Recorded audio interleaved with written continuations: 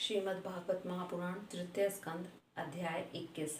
कदर्म जी की तपस्या और भगवान का वरदान। विदुर जी ने पूछा, भगवान स्वयंभू मनु का वंश बड़ा आदरणीय माना गया है। उसमें मैथुन धर्म के द्वारा प्रजा की वृद्धि हुई थी। अब आप मुझे उसी की कथा सुनाइए। ब्रह्मन, आपने कहा था कि स्वयंभू मनु के पुत्र प्रियव्रत और उतानपाद ने सातों द्वीपों वाली पृथ्वी का धर्म पूर्वक पालन किया था तथा उनकी पुत्री जो देवहूति नाम से विख्यात थी कदर्म प्रजापति को ब्याही गई थी। देवहूति योग के लक्षण यम आदि से संपन्न थी। उससे महायोगी कदर्म जी ने कितनी संतानें उत्पन्न की, वह सब प्रसंग आप मुझे सुनाइए। मुझे उसको सुनने की बड़ी इच्छा है। इस प्रकार भगवान रुचि और ब्रह्मा जी के पुत्र दक्ष प्रजापति ने भी मनु जी की कन्याओं का पानी ग्रहण करके उनसे किस किस प्रकार संतान उत्पन्न की, यह सब चरित्र भी मुझे सुनाइए।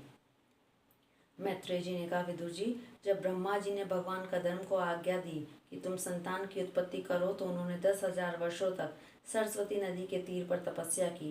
वे एकाग्र चित्त से प्रेम पूर्वक पूजन उपचार द्वारा शरणागत वरदायक श्री हरि की आराधना करने लगे। तब सतयुग के आरंभ में कमल नयन भगवान श्री हरि ने उनकी तपस्या से प्रसन्न होकर उन्हें अब अपने शब्द ब्रह्ममय स्वरूप से मूर्तिमान होकर दर्शन दिए। भगवान की वह दिव्य मूर्ति सूर्य के समान तेजोमयी थी। वे गले में श्वेत कमल और कुमुद के फूलों की माला धारण किए हुए थे। मुख कमल नीली और चिकनी अलकावली से सुशोभित था। वे निर्मल वस्त्र धारण किए हुए थे। सिर पर झिलमिलाता हुआ स्वर्णमय मुकुट, कानों में जगमगाते हुए कुंडल, कर कमलों में शंख चक्र गदा आदि आयुध विराजमान थे। उनके एक हाथ में क्रीड़ा के लिए श्वेत कमल सुशोभित था। प्रभु की मधुर मुस्कान भरी चितवन चित्त को चुराए लेती थी। उनके चरण कमल गरुड़ जी के कंधों पर विराजमान थे तथा वक्ष स्थल में श्री लक्ष्मी जी और कंठ में कौस्तुभ मणि सुशोभित थी। प्रभु की इस आकाश स्थित मनोहर मूर्ति का दर्शन करके कदर्म जी को बड़ा हर्ष हुआ, मानो उनकी सभी कामनाएं पूर्ण हो गई हों। उन्होंने सा आनंद हृदय से पृथ्वी पर सिर टेक कर भगवान की साष्टांग प्रणाम किया और फिर प्रेम प्रणव चित्त से हाथ जोड़कर सुमधुर वाणी से उनकी स्तुति करने लगे। कदर्म जी ने कहा, स्तुति करने योग्य परमेश्वर, आप संपूर्ण सत्व गुण के आधार हैं। योगी जन उत्तरोत्तर शुभ योनियों में जन्म लेकर अंत में युगस्थ होकर आपके दर्शनों की इच्छा करते हैं। आज आपका वही दर्शन पाकर हमें नेत्रों का फल मिल गया। आपके चरण कमल भव सागर से पार जाने के लिए जहाज हैं। जिसकी बुद्धि आपकी माया से मारी गई है, वे ही उन तुच्छ क्षणिक विषय सुखों के लिए जो नरक में भी मिल सकते हैं उन चरणों का आश्रय लेते हैं। किंतु स्वामिन, आप तो उन्हें वे विषय भोग भी दे देते हैं। प्रभु, आप कल्प वृक्ष हैं। आपके चरण समस्त मनोरथों की पूर्ण करने वाले हैं। मेरा हृदय काम कलुषित है। मैं भी अपने अनुरूप स्वभाव वाली और गृहस्थ धर्म के पालन में सहायक शीलवती कन्या से विवाह करने के लिए आपके चरण कमलों की शरण में आया हूँ। सर्वेश्वर, आप संपूर्ण लोकों के अधिपति हैं। नाना प्रकार की कामनाओं में फंसा हुआ यह लोक आपकी वेदवाणी रूप डोरी में बंधा हुआ है। धर्म मूर्ते, उसी का अनुगमन करता हुआ मैं भी काल रूप आपको आज्ञा पालन रूप पूजा उपहार आदि समर्पित करता हूँ। प्रभु, आपके भक्त विषय आसक्त लोगों और उन्हीं के मार्ग का अनुसरण करने वाले मुझ जैसे कर्मजड़ पशुओं को भी कुछ न गिनकर आपके चरणों की छत्र छाया का ही आश्रय लेते हैं तथा परस्पर आपके गुण गान रूप मादक सुधा का ही पान करते हैं। अपनी शुद्धा पिपासा आदि देही धर्मों को शांत करते रहते हैं। प्रभु, यह काल चक्र बड़ा प्रबल है। साक्षात ब्रह्मा ही इसके घूमने की दूरी है।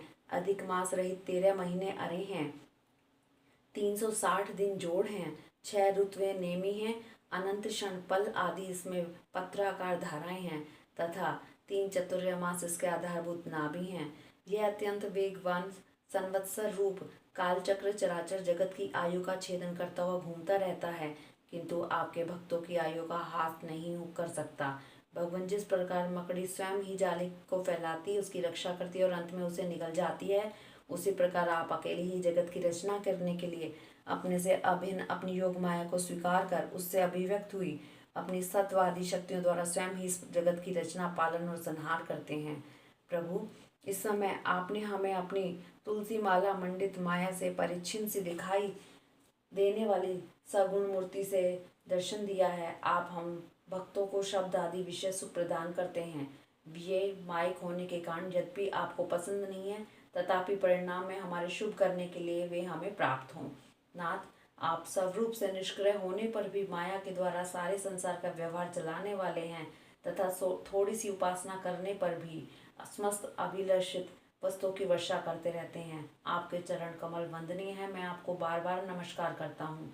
मैत्रेय जी कहते हैं, भगवान की भौहें पर्ण में मुस्कान भरी चितवन से चंचल हो रही थी। वे गरुड़ जी के कंधे पर विराजमान थे। जब कदम जी ने इस प्रकार निष्कपट भाव से उनकी स्तुति की, तब वे उनसे अमृतमय वाणी से कहने लगे। श्री भगवान ने कहा, जिसके लिए तुमने आत्म संयम आदि के द्वारा मेरी आराधना की है, तुम्हारे हृदय के उस भाव को जानकर मैंने पहले से ही उसकी व्यवस्था कर दी है। प्रजापति, मेरी आराधना तो कभी भी निष्फल नहीं होती। फिर जिसका चित्त निरंतर एकांत रूप से मुझ में ही लगा हुआ है, उन जैसे महात्माओं के द्वारा की हुई उपासना को तो अधिक फल होता है। प्रसिद्ध यशस्वी सम्राट शंभु मनु ब्रह्मवर्त में रहकर 7 समुद्र वाली सारी पृथ्वी का शासन करते हैं। विप्रवर, वे परम धर्मज्ञ महाराज महारानी शत्रुपा के साथ तुमसे मिलने के लिए परसों यहाँ आएंगे।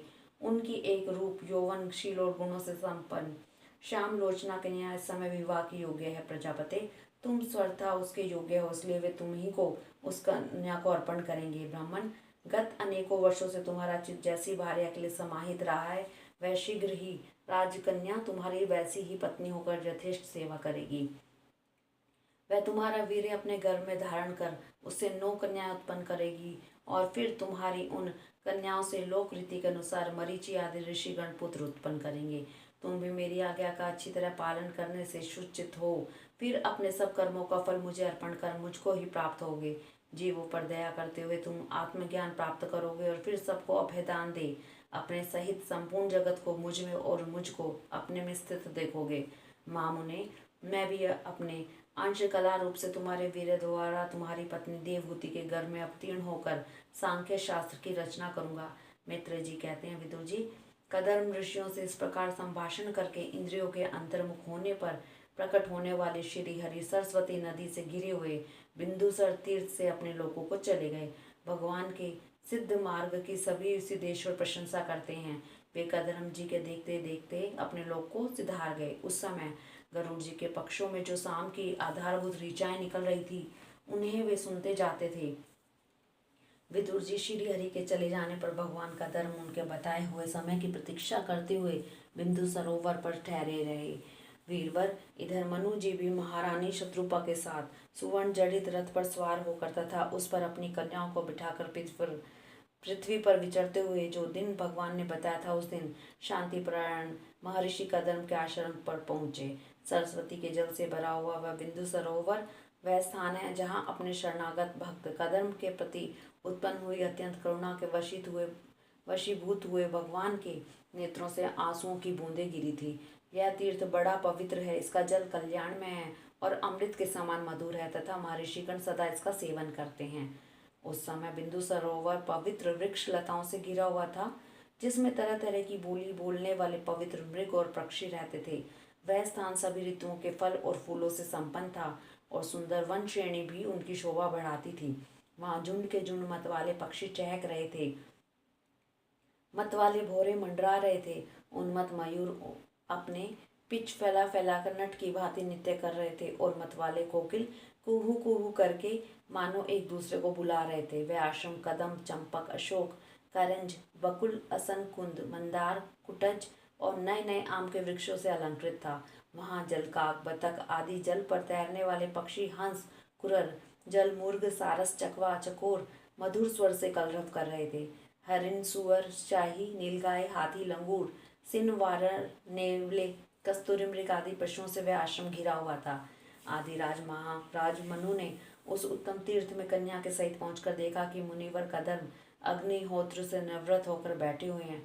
बहुत दिनों तक उग्र तपस्या करने के कारण वे शरीर से बड़े तेजस्वी दिख रहे हैं तथा भगवान के स्नेहपूर्ण चितवन के दर्शन और उनके उच्चारण किए हुए कर्ण अमृत रूप सुमधुर वचनों को सुनने से इतने दिनों तक तपस्या करने पर भी विशेष दुर्बल नहीं जान पड़ते थे।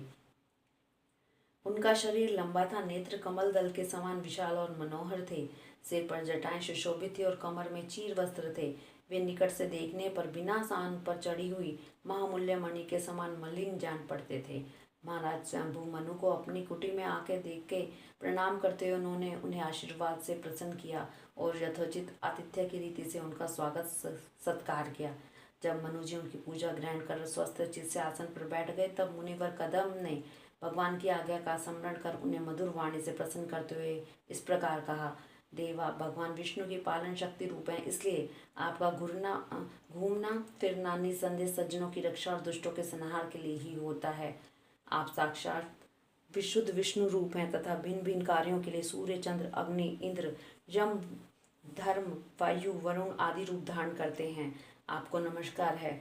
आप मणियों से जड़े हुए जयदायक रथ पर सवार हो अपने प्रचंड धनुष की टंकार करते हुए उस रथ की घरघराहट से ही पापियों को भयभीत कर देते हैं और अपनी सेना के चरणों से रोंदे हुए भूमंडल को कंपाते हुए उस विशाल सेना को साथ लेकर पृथ्वी पर सूर्य के समान विचरते हैं।